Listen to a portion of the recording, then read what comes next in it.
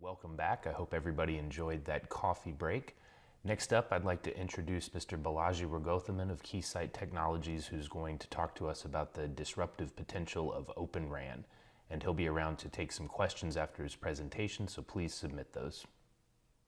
Hello everyone, my name is Balaji Raghothaman and I am the Chief Architect for Infrastructure Workflow Solutions at Keysight Technologies.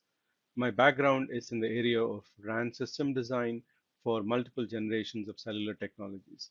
I'm happy to present my views of the current Open RAN landscape and the outlook for the near to medium term future.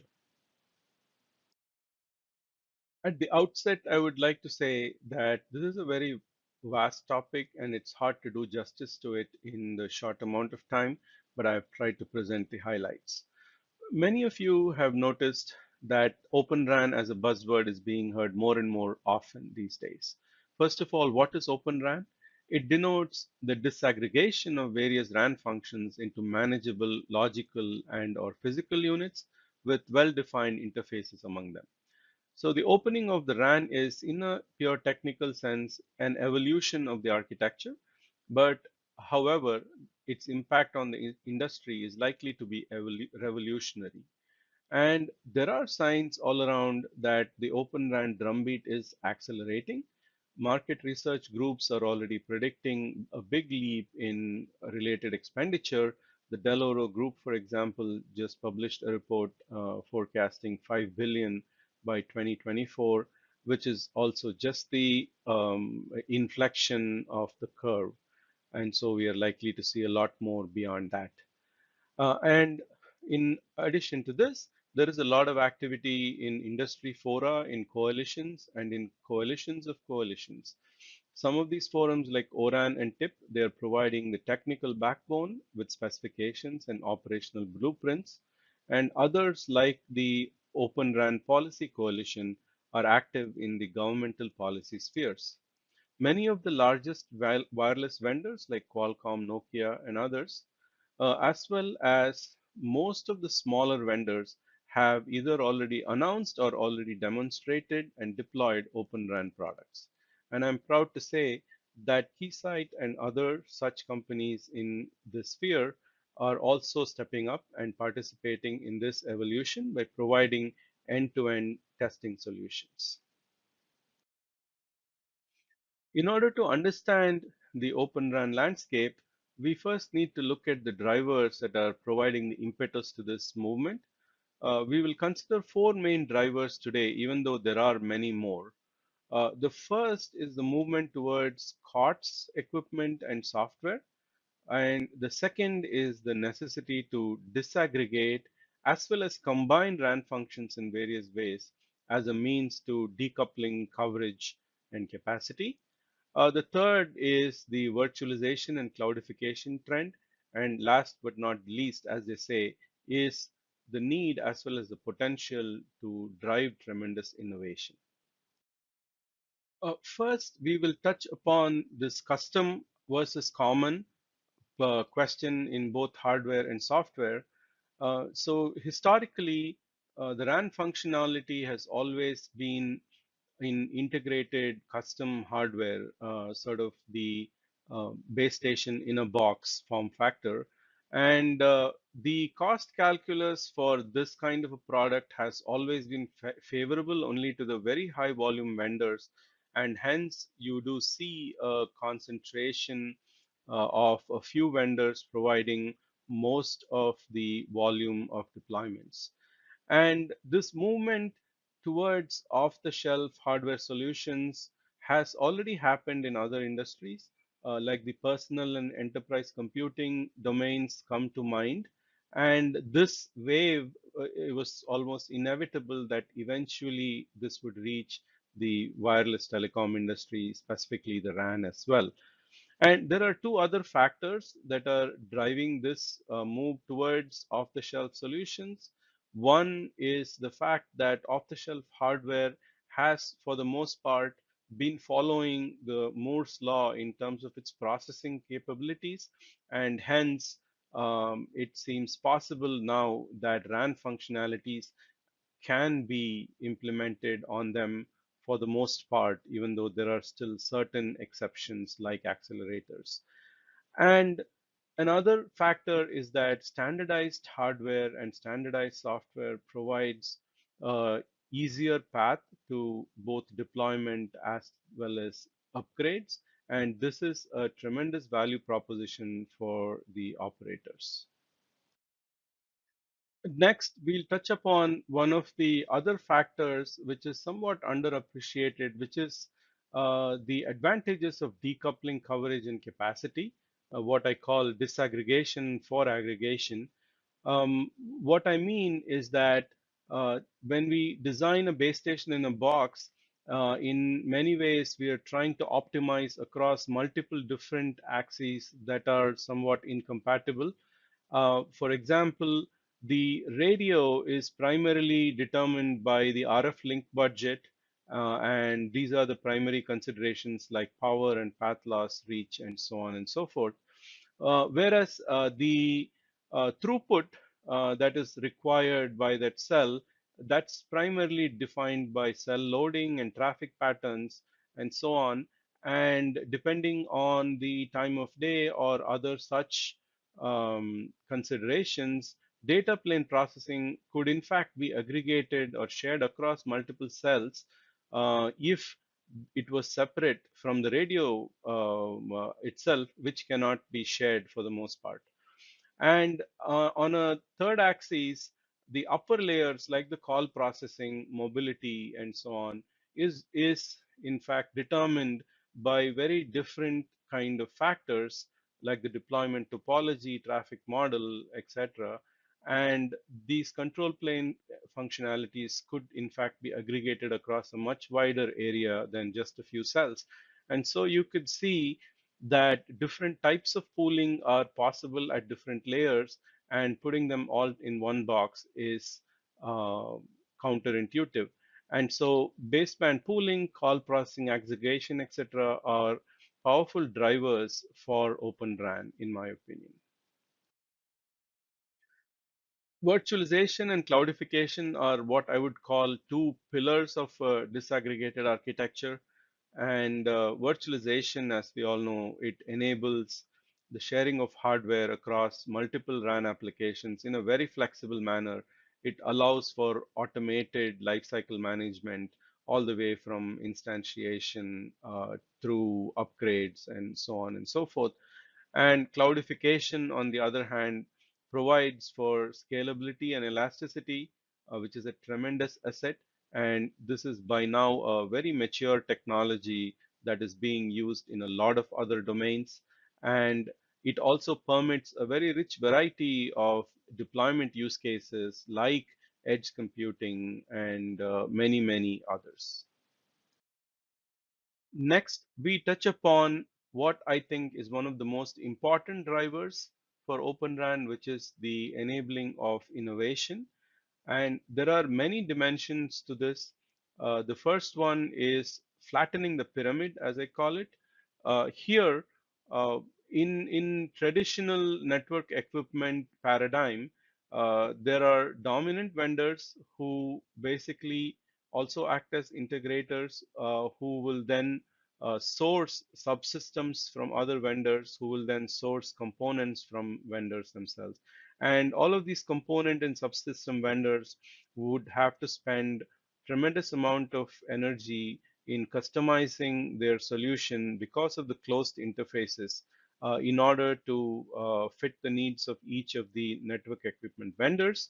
And what the opening up of the RAN has meant is that now each of these vendors at any level can focus on innovating at their component or subsystem or network level rather than spending time on the customization of the interfaces and ensuring interoperability with each of the different parts that they would have to interoperate with. I think that is one of the huge benefits of Open RAN. One of the huge benefits of the Open RAN movement has been this pulling in of the outsiders. On the left, you can see the original membership of 3GPP. from a public domain source from August 2000. And on the right is the current membership of the ORAN Alliance as of this month.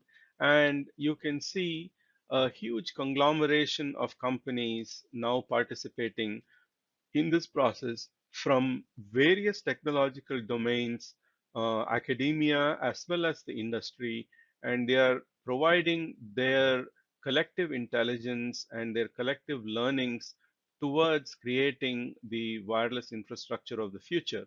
And this is a very exciting development. And you can see that many of these are not what you would traditionally call telecom companies, but they are now. And this cross pollination, I believe, is a big source of new ideas and will be a big source of innovation going forward. You have the computing server vendors, for example, now who will have to become wireless aware and are already doing so. And similarly, all of us radio experts are becoming somewhat conversant in artificial intelligence and machine learning. And going forward, these kinds of cross pollinations would become the key to innovation. As a concrete example of the type of innovation that is possible, we can look at the massive MIMO use case. Here, we now have the hardware vendors that are truly working on the wideband RF and antenna related problems in creating the best possible phased array MIMO antennas with the best kind of wideband RF characteristics as well as beam characteristics. And then we have the traditional vendors of the RAN working on creating the best layer one solutions, the best scheduling innovations, and the best pre-coding innovations, etc. And at the other end, you have the AI and ML kind of expertise now coming in through this notion of the RIC or the RAN intelligence controller and providing a huge amount of differentiation in enabling the massive MIMO case and also related cases like mobility management and so on. So this is a very concrete example of how Open RAN is truly enabling innovation in the future wireless networks. So let's now take a look or a peep at the future. We don't know what it holds, but here goes some predictions anyway. Before we boldly forecast the future, we will take a look at some of the obstacles that may be on the road. It's possible that in spite of all our efforts, we end up with a mixture of standard and proprietary interfaces and not a truly open architecture. It is possible that we build up so much optionality in our specifications that we end up with an incoherent mass. It is possible that excessive standardization could in fact impede innovation, or that too much split in the architecture can prevent multi-layer joint optimization solutions. And there are some questions with regard to the operators. Will the operators overcome the inertia that they have towards the incumbent large vendors and allow many more open RAN players into the market? And similarly, there is a lot of intelligence built into the network equipment vendors that are currently deployed in large networks. And in some sense, Open RAN is asking for those functionalities to be pulled apart. And this is going to be one of the key struggles that may determine the future of Open RAN. And another aspect I would like to mention is that operators can truly help this process by standardizing their service management and orchestration functions and all of their onboarding processes and deployment processes. Having said all that, I would still maintain that the prospects of Open RAN are really bright. There is tremendous momentum. What started as just the front hall effort is now encompassing all aspects of the network, and there are operators all across the globe involved and engaged in trying to push for this revolution. And there are already some successful deployments which will only feed into future success as well. If we take the RAN and roughly divide it into the lower, middle, and upper RAN, I would say that cost optimization is the key driver that will really help in succeeding opening up of the lower RAN. And similarly, the promise of AI and ML can force the opening of the middle RAN, while the cloud computing and edge cloud use cases can drive the opening of interfaces in the upper RAN. And finally, the promise of painless network lifecycle management will open up interfaces towards the SMO. And all of this will take the entire 5G cycle for us to really understand and implement in a mature way. And this will help us set the stage and provide the template going forward well into 6G. Thank you very much.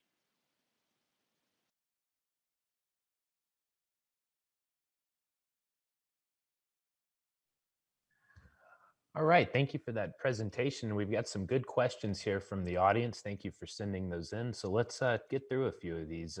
First, Balaji, who is opposed to OpenRAN and why? That's a very interesting question. I don't know that anybody is opposed to OpenRAN. First of all, at the outset, as I said, OpenRAN is a very broad area. It covers so many different interfaces that we are opening up and standardizing. And so it really becomes a question of which individual market segment is more receptive to which interface opening up. For example, one that I touched upon in the presentation, the RIC functionality is really what used to be called the SON functionality plus additional intelligence, including parts of the radio resource management. And radio resource management is traditionally the wheelhouse of the infrastructure vendors, the base station vendors, and they have it quite tightly integrated into their layer 2 and layer 3. And now we are asking some pulling out of that into a separate node, and that creates some challenges in terms of how tightly those can be coupled. So these are some of the areas where there could be friction that I called out in the presentation. We've got another question here around functional splits. Are there already too many of them? uh, so already, as in prior to the so-called OpenRAN evolution, or after that, again, it's a philosophical debate. In the end, what might happen is that some of these interfaces, even though they are opened up, they may end up being predominantly serviced on both sides by the same vendor, and the opening up may or may not be of as much value. I think the market will tell us. And I think that's kind of the right way to proceed forward, I would say. And we've got another question here. You touched a bit of it on it in your presentation, but maybe you could just give us a bit of an update on ORAN compliant massive MIMO radios and what sort of the pathway there is. Yeah. So yeah, massive MIMO, especially, obviously, it will be a big part of the overall landscape of cellular technology moving forward, and it has various aspects to it. There is sub-6 massive MIMO as distinct from millimeter wave FR2 massive MIMO, and fundamentally they are similar in technology, but how they get applied can be quite different due to the very narrow beam nature of FR2. And also the bandwidth considerations in the front haul may play a very important role. There are, the ways of conveying beamforming and MIMO weights back to these RUs in the massive MIMO configuration that are very bandwidth intensive. and these may lead to some let's say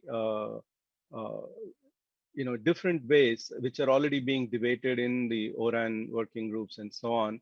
There will have to be a balance between how much the front haul bandwidth can be utilized versus how accurate or how much functionality of the MIMO needs to be pulled back into the DU and so on. So it is an interesting area to watch out, even in relation to the previous question about who's opposed to ORAN, or what OpenRAN interfaces are acceptable or less acceptable. So yeah. Um, Well, I really appreciate you taking the time to field those questions from our audience, and thank you for sending those in. And we've unfortunately run out of time, but maybe you can stick around in the networking platform to talk about OpenRAN a little bit more this afternoon. So, but thank you, Balaji. okay, sure. Thank you.